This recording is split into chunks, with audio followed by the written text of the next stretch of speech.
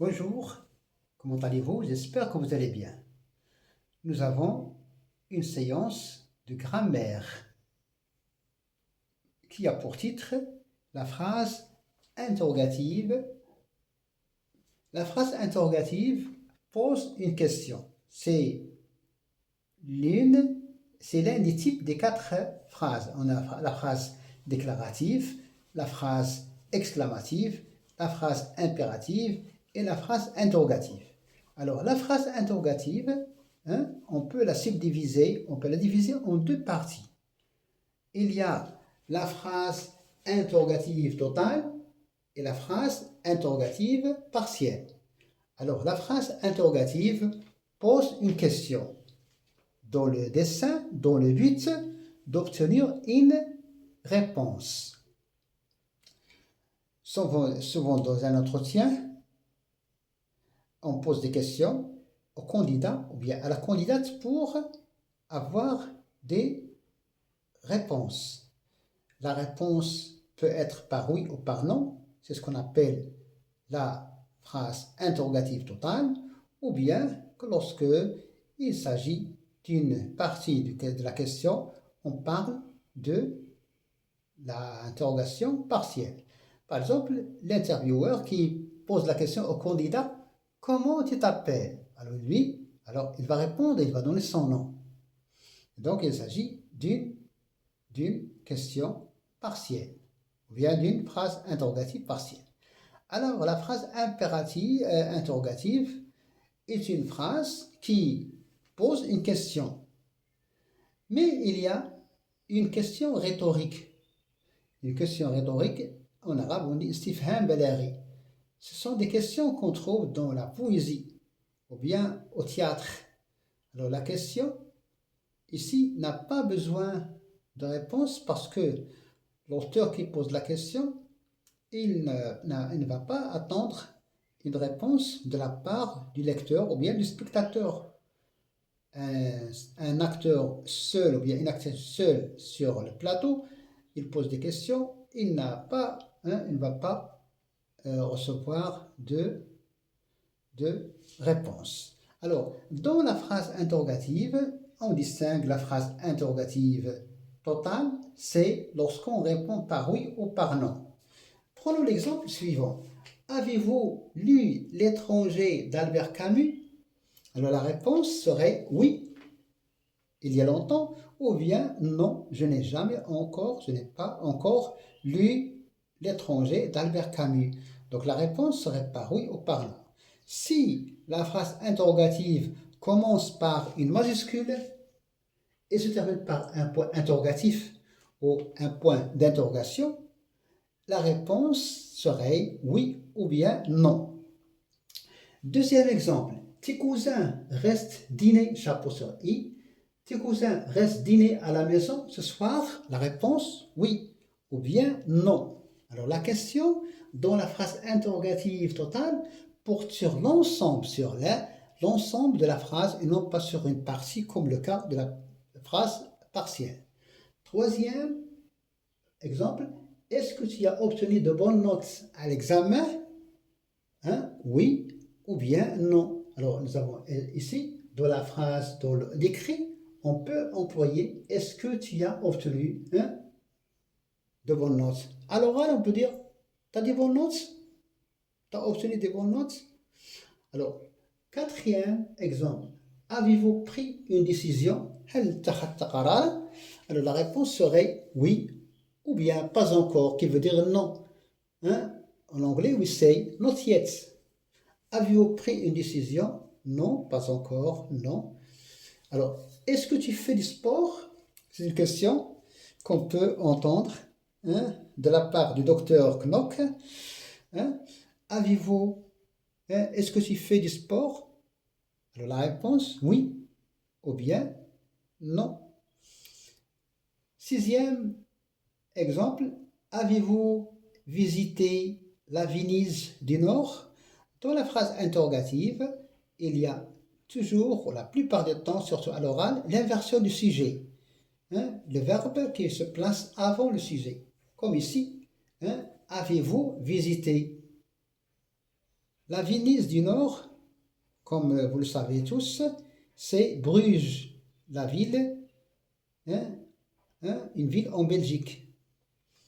Alors, il y a aussi la Venise du Sud, c'est la ville, la fameuse ville d'Italie. Il y a aussi, longtemps, on appelait la pomme de terre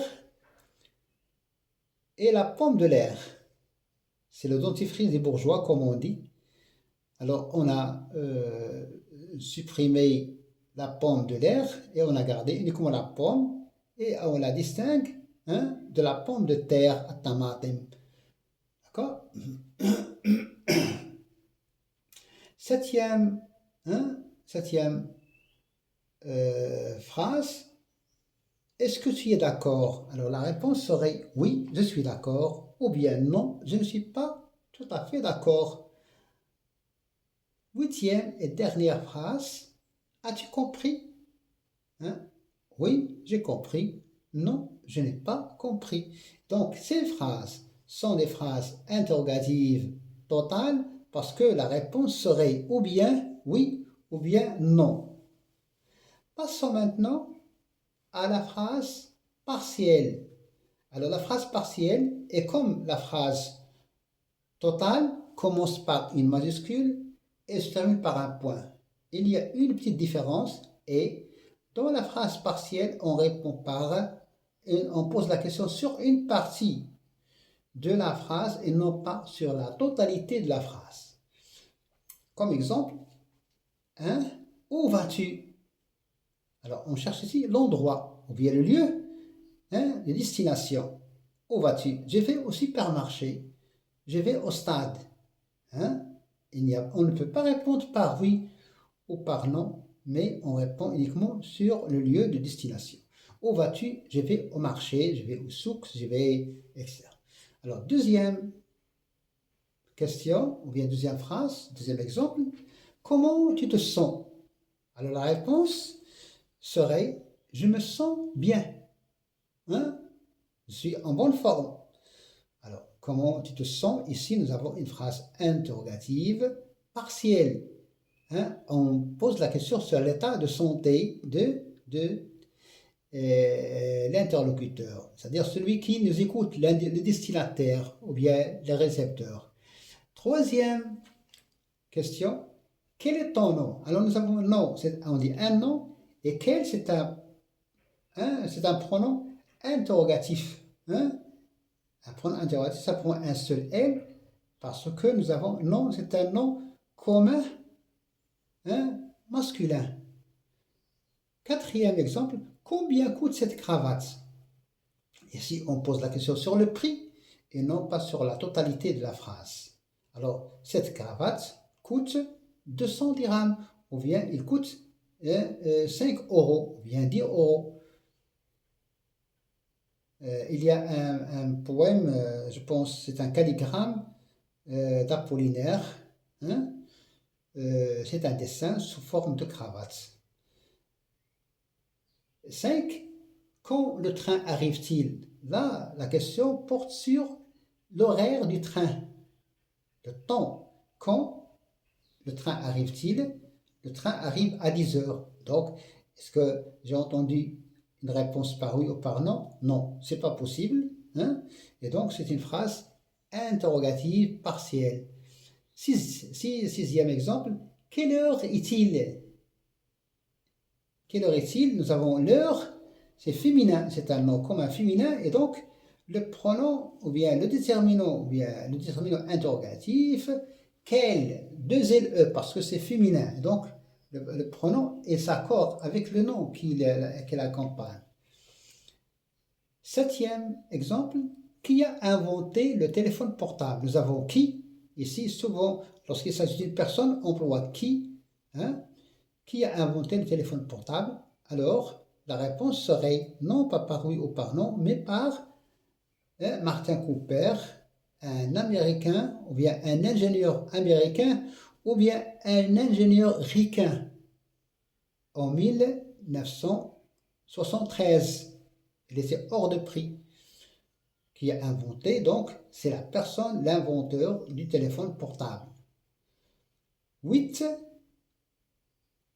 Que voulez-vous dire par là? Lorsque vous ne comprenez pas ce que veut dire l'émetteur, ou bien le destinateur, ou bien le locuteur, c'est la même appellation, que voulez-vous dire par là? C'est-à-dire, quand vous ne comprenez pas le message, vous posez la question, que voulez-vous dire par là? Donc, vous demandez un éclaircissement, ou bien une clarification, une explication de la part de la personne avec qui vous établissez un dialogue. Que voulez-vous dire par là? Et donc, il n'y a pas de réponse par oui ou par non, donc c'est une phrase partielle. Qu'est-ce que tu fais? Qu'est-ce que tu fais maintenant? Un peu vague, on peut dire qu'est-ce que tu fais maintenant? Est-ce que tu es libre, par exemple? Ou bien, qu'est-ce que tu fais dans la vie? Est-ce que tu es élève, étudiant, menuisier, professeur? En tout cas, ce sont des métiers. Il n'y a pas de sot métier. Il n'y a que des hommes sots, comme disait le proverbe, comme dit le proverbe. Voilà, ce cours est très important parce que ça concerne les types de phrases.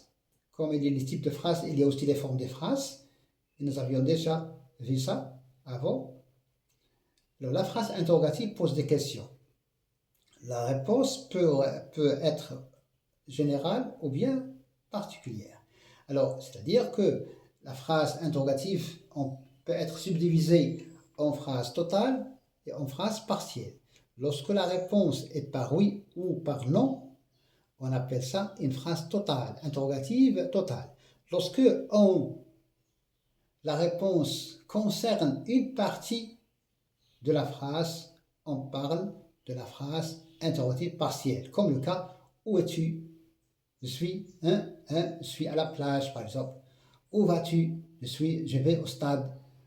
Quand viendras-tu? Quand reviendras-tu? Donc la question, souvent une partie.